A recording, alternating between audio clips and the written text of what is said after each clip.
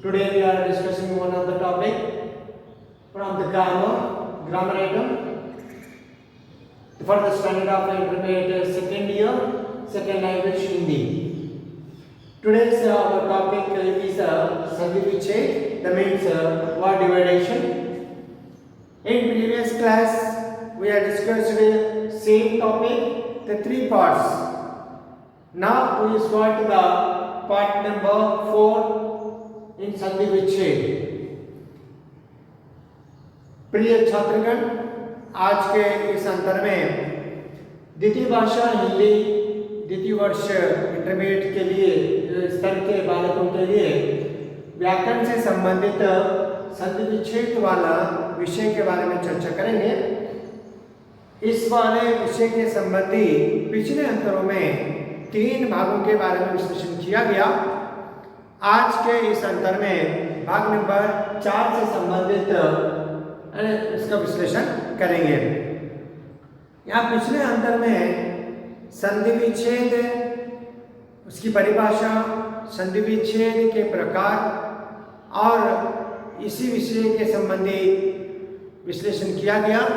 आज के अंतर्गत संधि विच्छेद की संधि की जो शब्द है वो संस्कृत से जुड़ा हुआ शब्द, संस्कृत भाषा से दिया गया शब्द है, जिसके अंतर्गत संधि जो शब्द है सम प्लस धी, ये 2 शब्दों से उच्चारण से उत्पन्न हुआ है। एंड इस शब्द का अर्थ जो होता है मेल, तो जिसके अंतर्गत 2 निकटवर्त शब्द वर्णों का परस्पर मेल ही संधि कहा जाता है।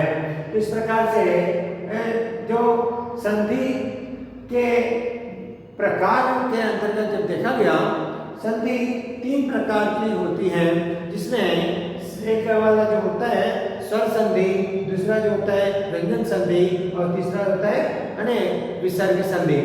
इस प्रकार 3 संधि के 3 प्रकार में तो पहला जो प्रकार संधि विच्छेद ये संधि है, स्वर संधि है। स्वर संधि के गुना मैंने फिर से 5 भेदों में विभाजन किया गया। ये एक भेद के फिर से भेद में विभाजन करने को उपभेद कहा जाता है। माने स्वर के उपभेद जो होते हैं वो दीर्घ संधि, गुण संधि, वृत्ति संधि, यण संधि और आयामी संधि। इस प्रकार से उसके 5 भेद जैसे बताए गए। माने यहाँ पर संधि किसे कहते हैं और संधि के प्रकार, इस विषय के अंतर्गत संधि के 3 प्रकारों में स्वर संधि, व्यंजन संधि और विसर्ग संधि है। तो इस प्रकार से उसके उपभेद जो है, तो यहाँ पर पिछले अंतरों में स्वर संधि के बारे में और उसके उपभेदों के बारे में संपूर्ण रूप से विश्लेषण किया गया है। अब इस अंतर में दूसरा संधि का दूसरा प्रकार, दूसरा भेद जो होता है व्यंजन संधि, इस व्यंजन संधि के बारे में और उसी प्रकार उसका अंतिम वाले संधि का क्या होता है, अंतिम प्रकार जो विसर्ग संधि है, इन दोनों संधियों का विश्लेषण मात्र किया जाएगा। अब यहाँ पर देखिएगा, ये व्यंजन संधि के अंतर्गत उसकी परिभाषा में इसकी पहचान के लिए व्यंजन के निकट, व्यंजन शब्द के निकट में माने उसके बाद क्या होता है, आने से व्यंजन में जो परिवर्तन आता है उसे व्यंजन कहते हैं। क्या कहा गया, व्यंजन के साथ में स्वर या व्यंजन का आने मात्र से जो व्यंजन में परिवर्तन होता है उसे व्यंजन संधि कहते हैं। जैसे उदाहरण के रूप में उज्ज्वल है, उज्ज्वल में क्या बताया गया, उत प्लस जल है, उत प्लस जल उज्जल हुआ है। जहाँ पर हलांत रूप वाला अक्षर है, माने 2 शब्दों का रूपांतर उज्ज्वल है, उत प्लस जल का है। उत का पहला शब्द जो हुआ है वो हलांत रूप है और दूसरे शब्द का पहला आरंभिक शब्द जो होता है उच्चारण वर्ण जो होता है जा है। इसके होने मात्र से दूसरे शब्द के पहला अक्षर का उच्चारण में दबाव के साथ होने लगता है। जैसे यहाँ पे ये जा जो होता है अक्षर है। व्यंजन में परिवर्तन हुआ है ना, मैंने यहाँ पर क्या बताया, ता या तो क्या है, व्यंजन है। ये वाला जो व्यंजन का रूप है, ये व्यंजन के साथ जुड़ने वाले स्वर या व्यंजन, यहाँ पर एक उदाहरण के रूप में जल में व्यंजन वाला अक्षर ले रहे हैं। मैंने व्यंजन वाला शब्द में जल शब्द में जा और ला दोनों वर्ण है, अक्षर है। इसमें जा जो होता है व्यंजन है, ये व्यंजन का ये शब्द के अंतिम, पहला शब्द के अंतिम वाला अक्षर दूसरे शब्द के आरंभिक अक्षर दोनों का मेल से जो संयोग वाला शब्द जो होता है वो परिवर्तन होता है, परिवर्तित होता है। मैं हलांत रूप जा के साथ व्यंजन के साथ जोड़कर परिवर्तित शब्द जो हुआ है उज्ज्वल बना है, जा वाले अक्षर को पुनः दबाव के साथ पढ़ने का योग्य बना है। जैसे उत प्लस जल उज्जल, यहाँ पे इसका अर्थ उत्जल नहीं हो रहा है, बल्कि जल में मैंने जाग में इस प्रकार का परिवर्तन हुआ है जो दबाव के साथ पढ़ाया जाता है। माने ये जो शब्द के विभाजन के संबंध में विभेद उसमें जो विकार आया है, जा का हलांत रूप वाला जा है तो उसको दबाव के साथ पढ़ने के योग्य बना है। युक्त प्लस जल उज्जल हुआ है। इसी प्रकार दिक प्लस गज, दिक का माने यहाँ पर दिशा और यहाँ पर कोई गज का माने यहाँ पे हाथी, दो सार्थक शब्द का जुड़कर तो भिन्न भिन्न अर्थ देने वाले शब्द जुड़कर एक नया अक्षर का उत्पन्न करते हैं उच्चारण के अनुसार, उस वाले को ऐसे परिवर्तित शब्द जो होता है वो दिग्गज है। दिक प्लस गज, यहाँ पे आपने क्या लिखा है, ये वाला दिक एक सार्थक शब्द है, शब्द आरंभिक एक शब्द का आरंभिक शब्द का अंतिम वाला अक्षर दूसरा शब्द का पहला वाला अक्षर, ये जो है हलांत रूप है, ये वाला व्यंजन का रूप है गा। इसके होने मात्र है जो शब्द पहले आरंभिक शब्द का अंतिम वाला अक्षर हलांत रूप हो और दूसरा शब्द का व्यंजन रूप हो, ये दोनों जुड़ने मात्र से उच्चारण में परिवर्तित उच्चारण जो होता है वो इस वाले अक्षर का दबाव के साथ पढ़ा जाता है। जैसे यहाँ पे देखा है उत प्लस जल उज्जल, ये वाला अक्षर को ही उज्जल, ये हलांत हो जाता है, हलांत होकर जा को दबाव पढ़ा जाता है। इस प्रकार दिग प्लस गज दिग्गज, ये गा को दबाव के साथ पढ़ा जाता है दिग्गज। इसी प्रकार यहाँ पे व्यंजन में जुड़ा है, इस व्यंजन के अक्षर के साथ में स्वर का जुड़ गया, यानी यहाँ व्यंजन वाला अक्षर है षड, यानी इसके साथ स्वर का अक्षर जुड़ा है यानी आ, इसके जुड़ने मात्र से आकारांत रहने से षड प्लस आ आनन, आनन का माने यहाँ पे दा प्लस आ, इसके जुड़ने मात्र से अकारांत के जुड़ने से दीर्घ का अक्षर उपरांत क्या होता है, परिवर्तन होता है। षडानन षडानन, षड प्लस आ दा प्लस आ दा आकारांत है, ये वाला अक्षर का उच्चारण जहाँ भी आता है जुड़ता है तो उससे पहले वाला अक्षर के साथ दीर्घ जुड़ जाता है। इस प्रकार से क्या हो गया, ये परिवर्तन किसमें हुआ है, ये व्यंजन के परिवर्तन हुआ है। तो इस प्रकार से एक व्यंजन के निकट में स्वर या व्यंजन जुड़कर व्यंजन में परिवर्तन आता है तो उसको व्यंजन संधि कहते हैं। जैसे उदाहरण के रूप में दिग्गज में दिक प्लस गज दिग्गज, यहाँ पे उत प्लस जल उज्जल, उस प्रकार षड प्लस आनन षडानन। इस प्रकार से यहाँ पर जो परिवर्तन हुआ है वो व्यंजन में परिवर्तन हुआ है। इस प्रकार से जो एक व्यंजन के साथ में व्यंजन वाले अक्षर वर्ण के साथ में स्वर या व्यंजन जुड़कर पहले व्यंजन के उसमें परिवर्तन लाने वाले को व्यंजन संधि कहते हैं। इसी प्रकार जो संधि का अंतिम वाला प्रकार जो होती है वो विसर्ग संधि। विसर्ग संधि में भी क्या होता है, एक विसर्ग के साथ विसर्ग एक चिन्ह है, जो भी ये चिन्ह दो एक अक्षर के बिंदु के दोनों बिंदु ये जो होते हैं एक के नीचे एक जैसा या आकार का जुड़ने से इसको विसर्ग कहते हैं। जैसे वाला विसर्ग जो रूप है ये मात्रा ये स्वर के साथ में व्यंजन के साथ में जुड़ी जाती है, जो अक्षर के साथ जुड़ती है आहा का रूप देती हैं। का के साथ विसर्ग जुड़ने से कहा, जा के साथ जुड़ने से जहा, पहा, इस प्रकार से इस विसर्ग के बाद स्वर या व्यंजन आने मात्र से आकर विसर्ग में परिवर्तन लाती है तो उसको हम विसर्ग संधि कहते हैं। जैसे यहाँ पर बताया गया व्यंजन के निकट स्वर या व्यंजन के आने मात्र से व्यंजन संधि कहा गया। इसी प्रकार विसर्ग के बाद स्वर या व्यंजन आने पर विसर्ग में परिवर्तन जो विकार आता है उसको हम विसर्ग संधि कहते हैं। इसी प्रकार उसका उदाहरण जो देखा सन प्लस अनुकूल मनः प्लस अनुकूल मनोनुकूल नहा माने विसर्ग रूप है और यहाँ पे अनुकूल मनः माने हृदय। मना का माने ये संस्कृत जुड़ा है, संस्कृत से जुड़ा शब्द है। मनः का माने हृदय मनस और अनुकूल का माने ये योग्य।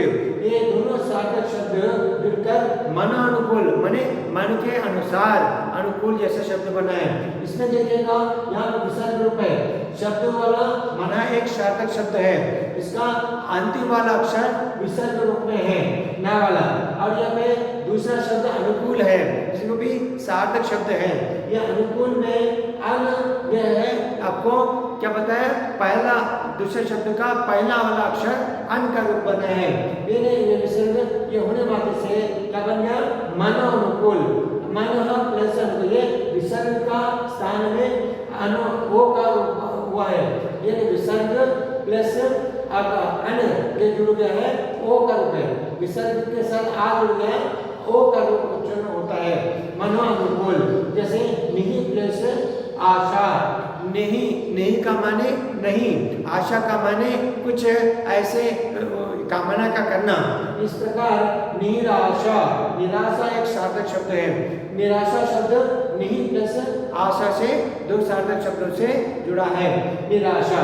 इस प्रकार ये क्या हो गया, यहाँ पे निहि माने विसर्ग रूप है, उसके साथ प्लस आ जुड़ा है, आशा सेकंड आ है। यहाँ पे अनुकूल में फर्स्ट आ है, यहाँ पे दूसरा जुड़ने मात्र से यहाँ पर जिस अक्षर के साथ विसर्ग जुड़ा है, विसर्ग स्थान में निराशा, निहि प्लस आशा, निराशा। मैंने जो आशा रहित होता है वो निराशा का रूप है, निर प्लस आशा, निराशा। इस प्रकार नि का माने विसर्ग में परिवर्तन होकर क्या बन गए, रा बन गया है। इस प्रकार में निराशा, निहि प्लस आशा, निहि आशा के जगह निराशा का रूप परिवर्तन हुआ है। दो सार्थक शब्दों का मेल से जो परिवर्तित शब्द में उच्चारण में जो उत्पन्न शब्द के परिवर्तन में जो आता है उसको हम उसी प्रकार का संधि कहते हैं। जैसे यहाँ पे विसर्ग रूप है, विसर्ग में जो अक्षर जुड़ा है तो वहाँ पर यहाँ परिवर्तन आया है। मैंने ये उत्पन्न शब्द में जो यहाँ पे विसर्ग रूप में परिवर्तन आया है तो उसको हम विसर्ग संधि कहते हैं। इस प्रकार नि प्लस फल, निष्फल, निपल, विसर्ग के रूप में शाप जुड़ा है। यहाँ पर निर्पल, निराशा, यहाँ पे रा का जुड़ गया, यहाँ पे ओ का जुड़ गया। इस प्रकार विसर्ग में जो परिवर्तन आया है, मैंने एक विसर्ग के साथ में स्वर से संबंधी या व्यंजन से संबंधी, ये स्वर से संबंधी है, ये विसर्ग के व्यंजन से संबंधी है। एक विसर्ग के बाद स्वर या व्यंजन, जैसे उदाहरण के रूप में यहाँ पे स्वर से संबंधी आशा एक स्वर संबंधी है। इस प्रकार यहाँ पे अनुकूल यह है आ एक स्वर संधि, स्वर का रूप है। इस प्रकार जुड़ने में से ओकारांत बना है, यहाँ पर रकारांत बना है, यहाँ पे शा का उत्पन्न हुआ है। इस प्रकार जिस शब्द के विसर्ग के बाद स्वर या व्यंजन जुड़कर विसर्ग में परिवर्तन आता है तो उसको हम विसर्ग संधि कहते हैं। जैसे व्यंजन के निकट में, यानी व्यंजन के बाद स्वर या व्यंजन आने से माने जुड़ने से क्या परिवर्तन आता है, व्यंजन में परिवर्तन आ जाता है। इस प्रकार व्यंजन में परिवर्तन आने वाले को व्यंजन संधि कहा गया।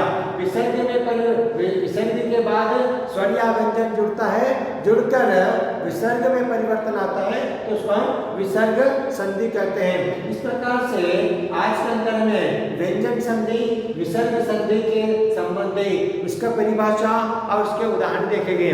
माने यहाँ पर संधि जो होते हैं एक दो सार्थक शब्दों से, यानी दो सार्थक शब्दों के मेल से जो उत्पन्न वाला शब्द में परिवर्तन जाता है तो उसको हम संधि कहते हैं। तो इस प्रकार से संधि जो होती है वो संस्कृत भाषा से जुड़ी हुई है, यानी ये उत्पन्न हुई है।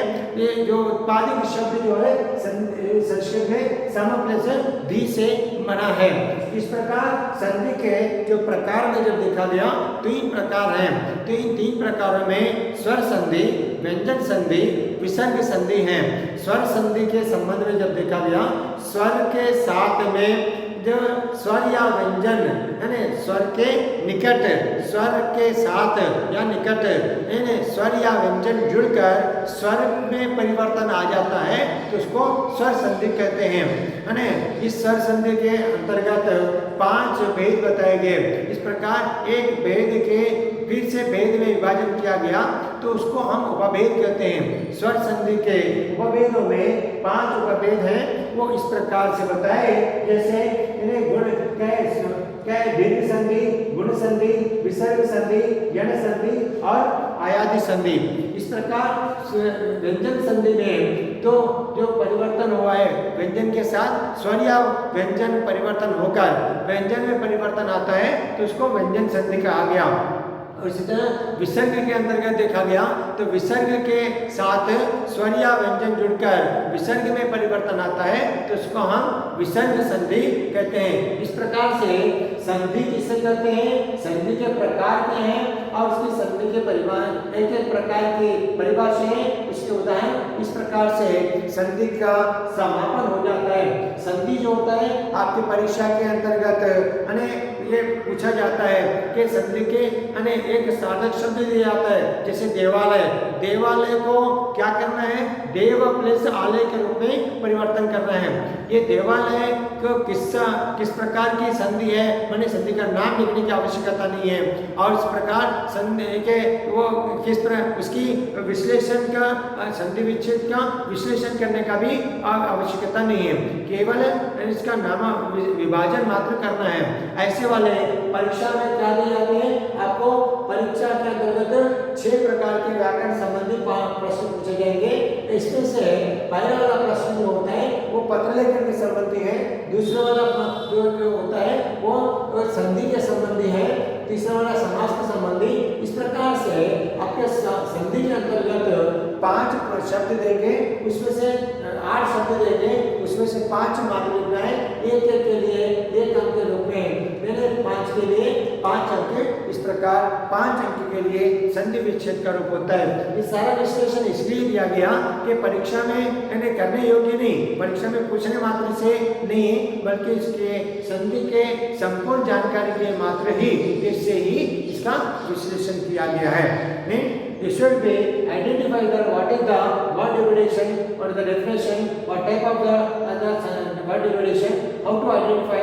The examples are explained here. Up to here that sandhi vichhed word division part the question is completed. Okay, thank you.